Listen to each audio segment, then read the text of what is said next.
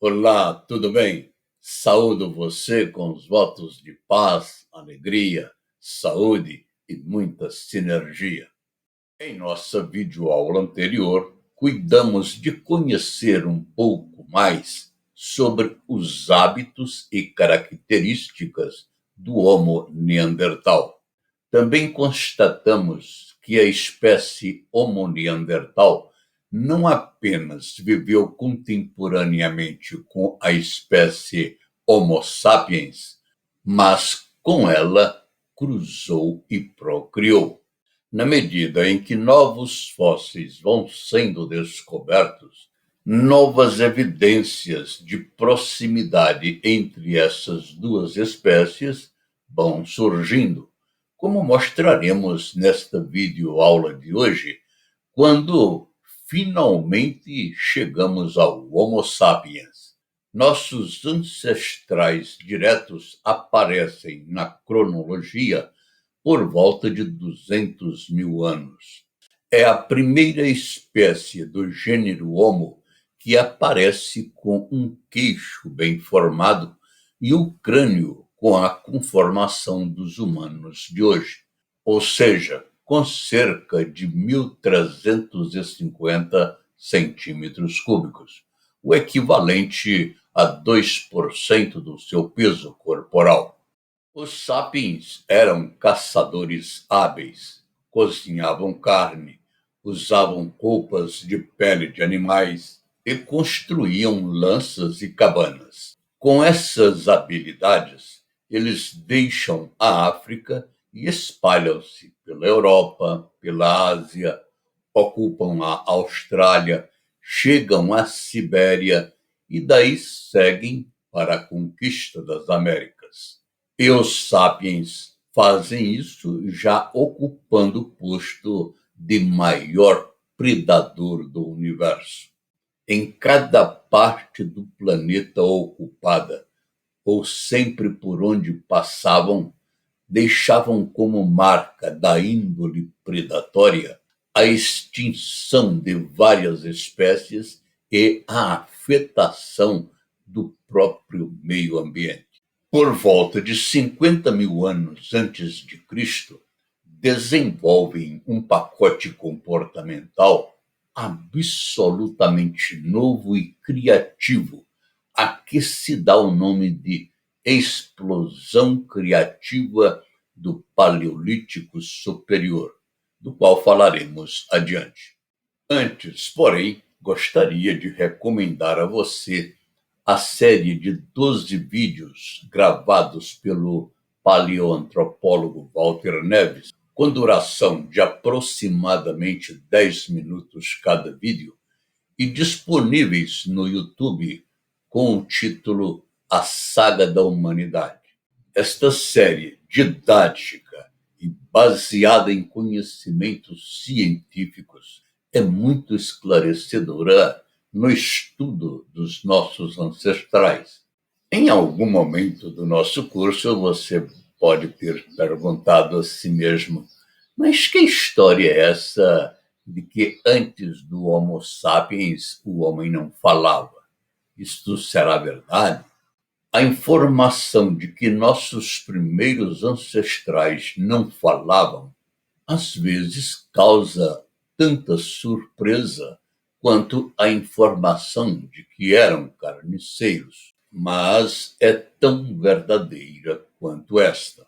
Como já tivemos a oportunidade de ver em aulas passadas, estima-se que o processo evolutivo da raça humana que nos trouxe até os dias de hoje teve início há cerca de 3,2 milhões de anos, com os australopitecos, e a seguir com o Homo habilis, assim conhecido por já ter alguma habilidade no desenvolvimento e no manejo de algumas ferramentas feitas a partir de ossos de animais e de pedras. Mas ainda não falava, como também não falava o Homo erectus e talvez o Homo neandertal. Supõe-se que a comunicação entre os humanos dessa época era semelhante à dos demais mamíferos, ou seja, eles se comunicavam através de expressões faciais, gestos, gritos de raiva, gritos de alegria, gritos de dor e ainda expressões onomatopeicas, ou seja, vozes imitando animais. Só nos é dado formular hipótese de que assim, ao longo de milhões de anos, tenham nossos ancestrais desenvolvido um imenso arsenal de recursos de comunicação corporal, tais como um simples sorriso de simpatia, uma risada mais eufórica, ou uma estridente gargalhada, ou um semblante raivoso, ou um olhar de ternura, ou uma expressão de medo. Também fazia parte deste arsenal caretas que expressavam os diferentes sentimentos. O franzir da testa para demonstrar dúvida ou preocupação, gritos de chamamento ou gritos para afugentar animais, e, como seria natural, gestos e expressões de carinho ou de ameaça. Hélio Sodré, em sua obra História Universal da Eloquência, chega mesmo a admitir que tenha surgido aí a eloquência dos gestos, antes mesmo da eloquência da palavra. Eloquência de gestos que nós, humanos de hoje, herdamos e aperfeiçoamos. Essa habilidade de falar através da linguagem corporal e da expressão facial, nós a trazemos conosco desde o nascimento. É instintiva, é natural. Manifesta-se, por exemplo, no choro do bebê para dizer de suas necessidades, ou no sorriso para expressar seus sentimentos, no abrir os braços para um gesto de carinho. Nós não apenas herdamos a linguagem corporal de nossos ancestrais, como também a aprimoramos ao longo do tempo, dando-lhe mais vida e mais emoção. Embora isto não seja objeto de nossos cuidados em nossa comunicação do dia a dia, tampouco na oratória contemporânea. Poucas pessoas têm consciência da importância dos gestos e das expressões corporais no processo de comunicação. Nós não os treinamos, nós não os aprimoramos e tampouco os praticamos corretamente. Quer exemplos? Vou trazer vários para você nesse próximo Eureka. Este é um Eureka diferente. É um Eureka com várias perguntas para você, mas é também um Eureka dinâmico. Você vai responder as perguntas com expressões corporais. Na medida em que as imagens vão surgindo, você vai dando pausas e procure fazer os gestos que expressem aquilo que você gostaria de dizer. As perguntas estão aí na sua telinha a partir de agora. Se você não falasse, como convidaria o seu amigo para caçar? Vamos aí, gesticule e faça o convite para o seu amigo. Vamos lá, gesticule e faça o convite para o seu amigo sem dizer uma palavra, só com gestos. Se você não falasse, como diria que está com medo? Se você não falasse, como diria que está apaixonada ou apaixonado? Vamos lá, procure dizer isso apenas com os gestos. Se você não falasse, como pediria um pedaço de carne assada para o seu amigo? Ou não pediria? Ficaria só olhando e com a vontade de comer a carne assada?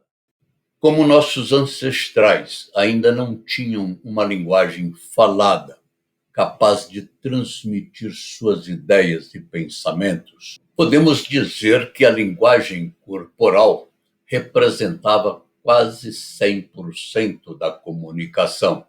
Como você distribuiria estes percentuais nos dias de hoje. É claro que também na modernidade do hoje, como veremos ao longo do curso, a linguagem corporal é de fundamental importância na oratória familiar, na oratória do trabalho, na oratória social. Mas em que percentual isto se dá? Nos dias de hoje, que percentual você atribuiria à linguagem corporal e à linguagem falada? Tem sido recorrente em palestras e cursos de comunicação a menção à pesquisa de Albert Mehrabian, atribuindo 55% de importância para a linguagem corporal, 38% para o modo de falar e 7% para o conteúdo da fala. Mas há uma equivocada interpretação desses percentuais quando utilizados para ressaltar a importância da linguagem corporal. Confesso que eu mesmo já interpretei esses números de forma imprecisa. Imagino que você já tenha ouvido falar desta pesquisa e também dos números apresentados, já que eles se transformaram em mito e são comumente mencionados em seminários, palestras, cursos de oratória e, sobretudo, na internet, para desgosto do próprio Mehrabian.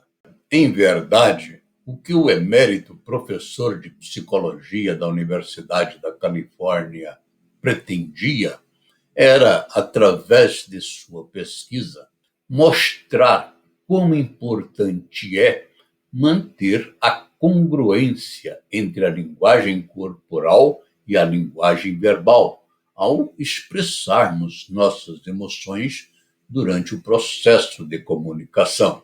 As conclusões do estudo de Mehrabian dizem respeito ao que ele chamou a mensagem silenciosa. Como é que as pessoas comunicam as suas emoções? E que, quando as palavras e as mensagens não verbais estão em conflito, as pessoas tendem a acreditar nas mensagens não verbais. Isto é uma conclusão muito importante e diferente do que simplesmente nos atermos a números percentuais. Daí ser a pesquisa inteiramente diversa da interpretação que lhe vem sendo dada. Assim, creio eu, não deve o orador preocupar-se com os números, e sim em utilizar a linguagem corporal e a linguagem falada de forma harmônica e congruente. Se você diz estar feliz, mas não revela isso com a expressão facial, há um conflito. E, neste caso, a pessoa com quem você se comunica vai dar prevalência à linguagem corporal, ao que está dizendo a expressão facial. Logo, este esclarecimento não afasta a importância que deve ser dada à linguagem corporal, à linguagem falada e ao modo como se fala. Quem se preocupa em se comunicar bem deve ter sempre presente que, ao nos relacionarmos com as pessoas, somos julgados de 4 formas. Somos julgados pelo que somos julgados pela aparência, somos julgados pelo que falamos e somos julgados pelo modo como falamos o que falamos. Voltaremos a falar sobre este tema em outro momento do nosso curso para mostrar o como e o porquê destes julgamentos que fazemos até mesmo inconscientemente.